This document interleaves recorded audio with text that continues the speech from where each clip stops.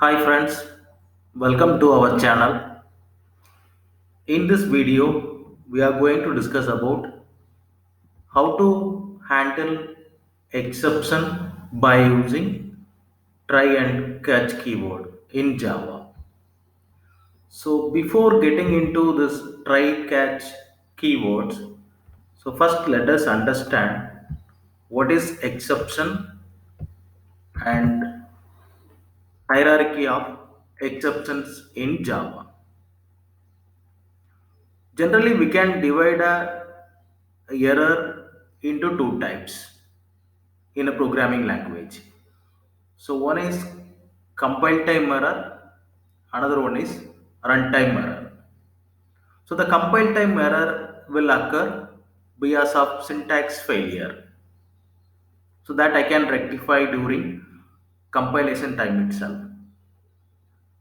But sometimes the code compiled successfully, but during execution time it may throw some error and that will terminate our program abnormally.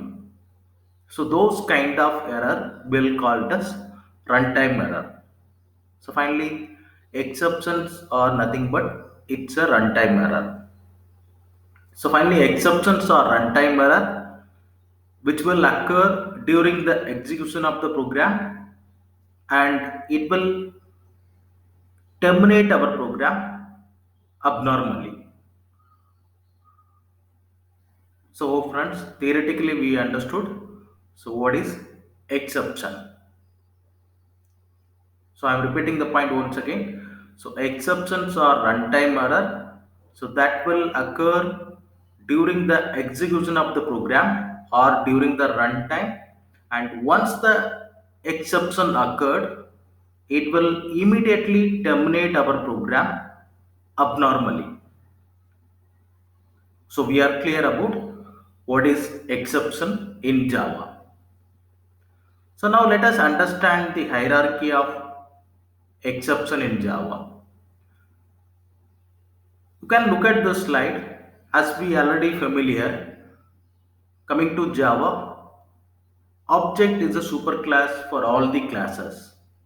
Or I can say it's a top level class or I can say it's a root class. So finally by default each and every class is a child of object class. Yes, object is a superclass for all the classes in Java. For object class, there are many subclasses. In that, one of the subclass is throwable. So throwable has two subclass, exception and error. So finally, the top level class is object class, and it has many child class. In that, one of the child class is throwable, and it has two child class, exception and error. So now definitely we will be getting a question. What is the difference between exception and error? So both are runtime error, exception or error, both will occur during the execution of the program and it is going to terminate our program abnormally. So finally both are runtime error, but what is the difference between exception and error? You can look at the hierarchy of error class or you can look at this child class of error class. It has one child class out of memory error and stack overflow error. So by seeing this error child class name itself, we can understand it is something related to our memory or stack memory. So finally, error is also a runtime error, but it is related to JVM memory or it is related to our stack memory. Via program or with the help of program, I cannot increase my JVM memory or I cannot increase my stack memory.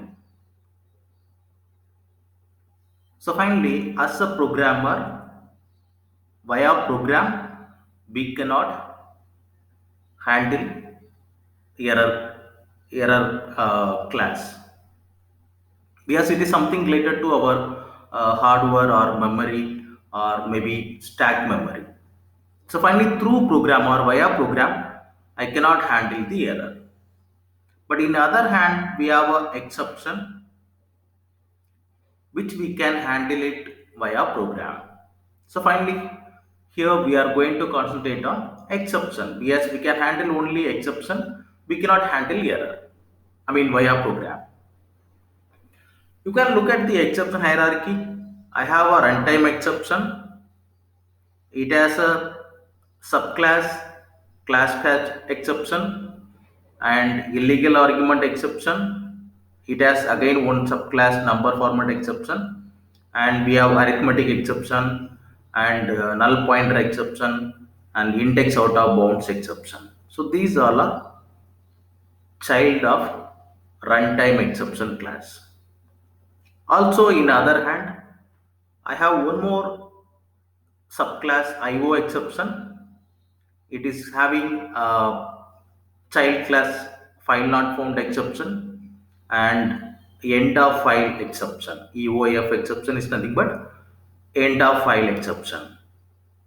So like this, there are many types of exceptions are in Java. Like we have a, SQL exception, and same way we have a exception related to networking. So there are many exceptions in Java.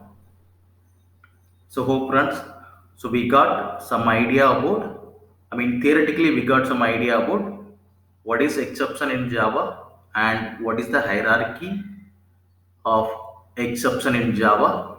Also, we understood that what is the difference between exception and error. So now I think we can get into the program. Let me open my Eclipse.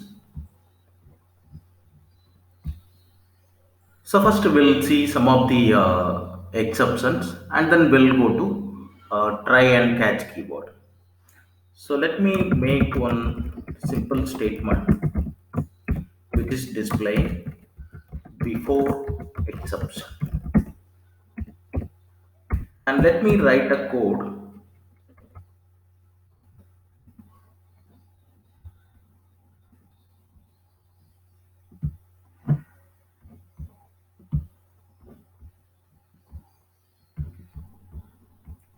Okay, so let me write a code int a equal to 10 slash 0. So after that, I have one more statement which is displaying a message after exception. You can look at this code. So there is no syntax failure. So that's why there is no compile time error. But during runtime, if I try to divide any number by 0, it will throw the exception called arithmetic exception. And as we discussed in the beginning theoretically, so once the exception is occurred, it will terminate our program abnormally, which means it will not continue the remaining statement. Let us run this code and we'll observe the output.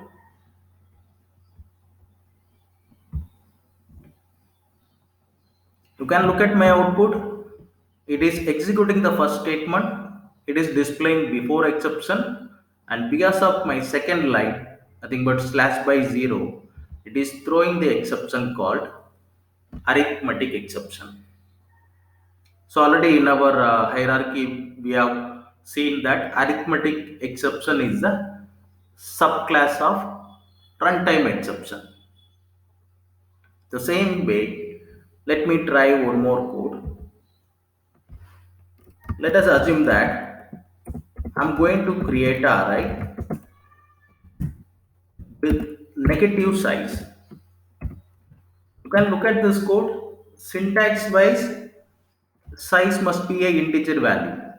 So it is negative negative value also integer value. So that's why during compilation time it's not giving any error. But if I run this code during runtime, JVM will try to create a or try to allocate a memory for an array ARR with negative size, which is not possible. So finally again, it is executing the first statement, it is displaying before exception, and because of second line, it is throwing a error called negative array size exception. And once the exception is occurred, it will stop our program immediately and the remaining code will not get executed. So finally you can see after exception is not displaying or it is not executing the third line. The same way we have many types of exception. Let us take one more type. Already we are familiar about integer.parseInt. With the help of integer.parseInt, I can convert any string to integer, but the string must be the integer. But I am trying to parse ABC with this string. So finally, because of this line, easily we can guess it. It is going to throw exception or it is going to throw the runtime error. Because during runtime, JVM will try to convert ABC into a number. It is not possible. So let us observe this exception name also.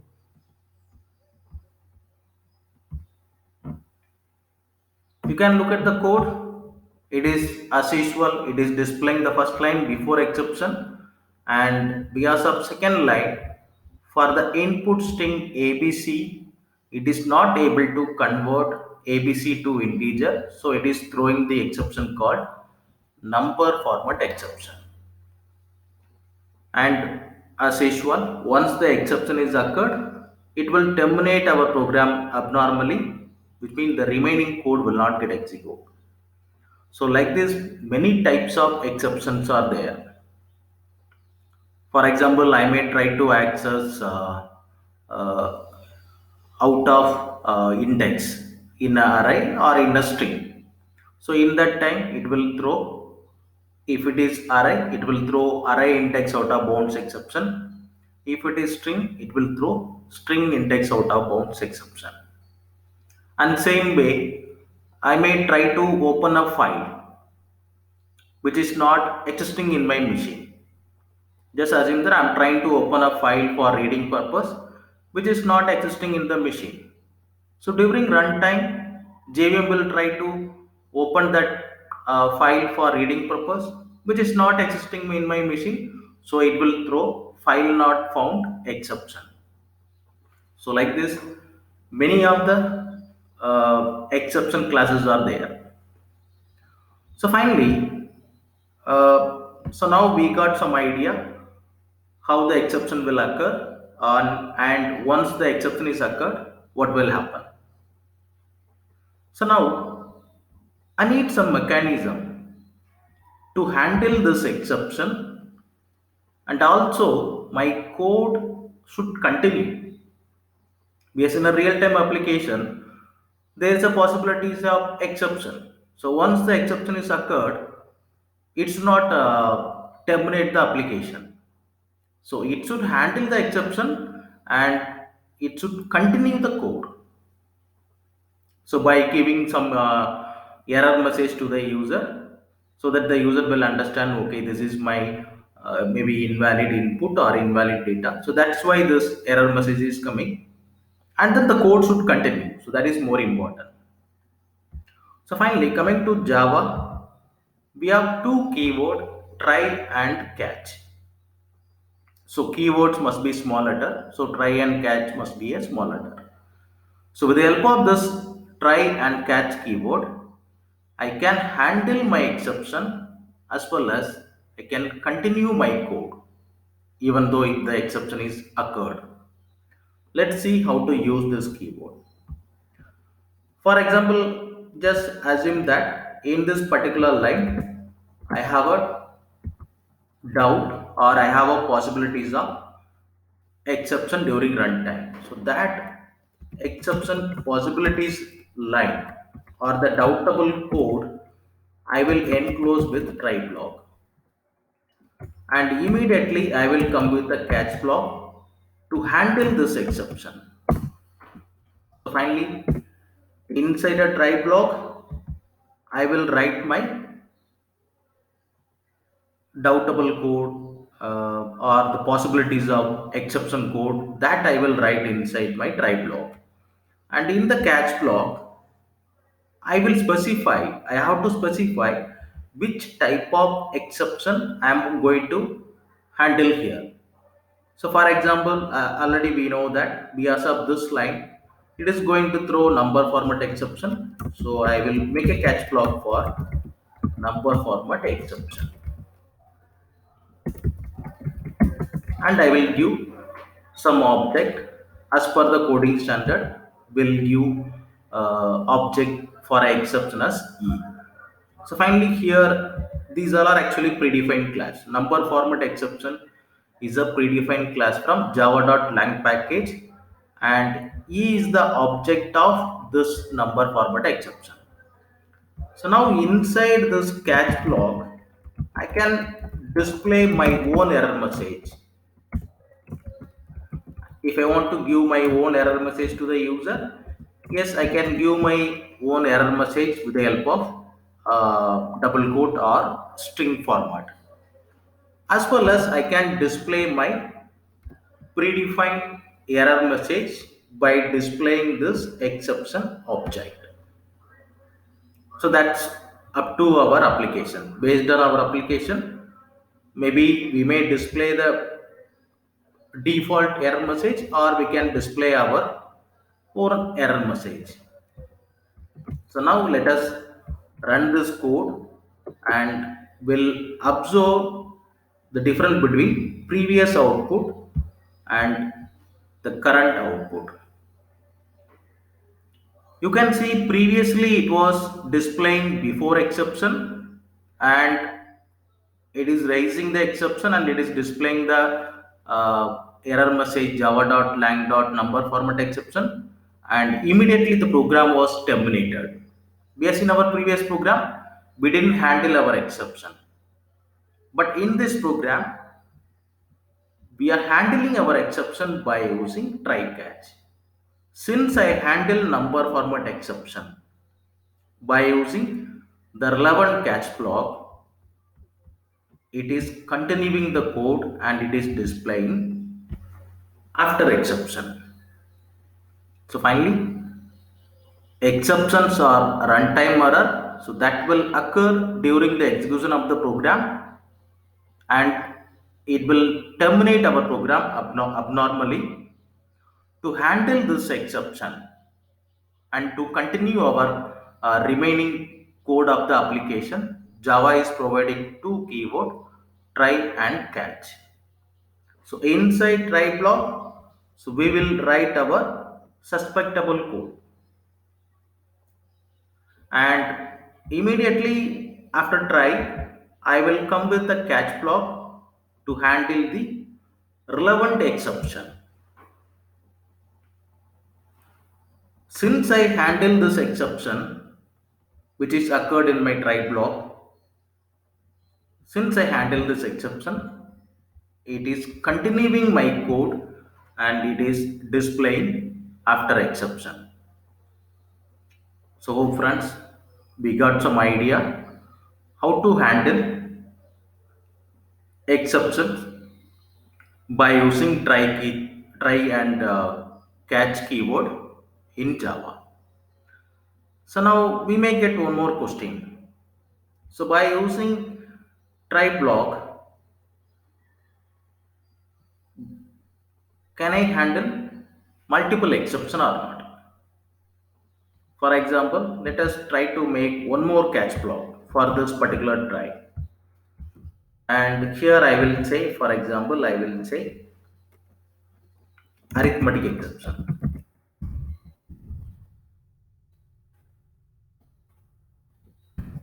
And you can see I'm not getting any compile time error. So which means it is possible. So finally, for a single try block, yes, I can have multiple catch block. So it's almost similar to our switch case. Inside switch case, I can define a number of cases, but ultimately it is going to execute only one, and the matching case block will get executed.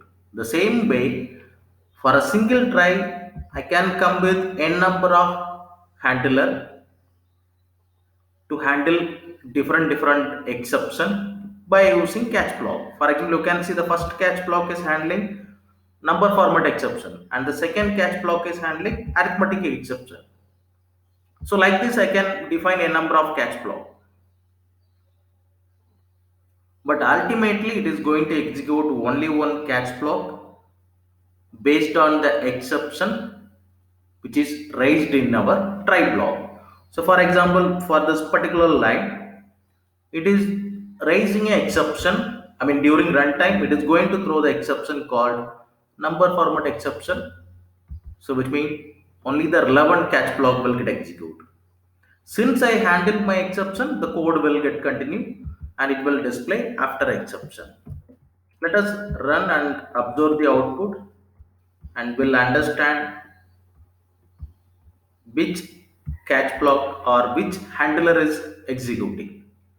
You can see it is executing a number format exception catch block. So finally, don't forget, friends, for a single try block, yes, I can come with n number of catch block to handle different types of exception, but ultimately it is going to execute only one catch block which is match. So hope friends, so we are clear about try and catch keyword. Now let me modify this code slightly to get different exception. You can look at my code. I'm trying to create an array with negative size. So already we know that because of this line, it is going to throw negative array size exception. So once this exception is occurred in the try block, it will check the first catch block. First catch block is not a match one. Because in my try block, I have a negative array size exception, but here I have a catch block for number format exception. So now the first catch block is not match. So now it will go and check the second catch block. Again, second catch block is also not match. So now in this case, what will happen? Again, the exception will occur during runtime and it will throw negative array size exception. Since there is no exception handler or there is no relevant catch block, again the code will terminate abnormally after exception will not get displayed. You can look at the error message or you can look at the output. It is displaying before exception, but it is not executing after exception. Yes, I have a exception handler mechanism. I have a try catch, but there is no relevant catch block to handle negative array size exception. So that's why it is throwing this negative array size exception. And since I didn't handle my exception, it will terminate my program abnormally. The remaining code will not get executed. So in real time also, sometimes we will get into this kind of scenario. Sometimes we may not sure which type of exception is going to occur in the try block. Just assume that based on user input, it may throw any exception. So we are not sure. So in that case, I need one common handler to handle all the type of exception. So that catch block is nothing but exception catch block.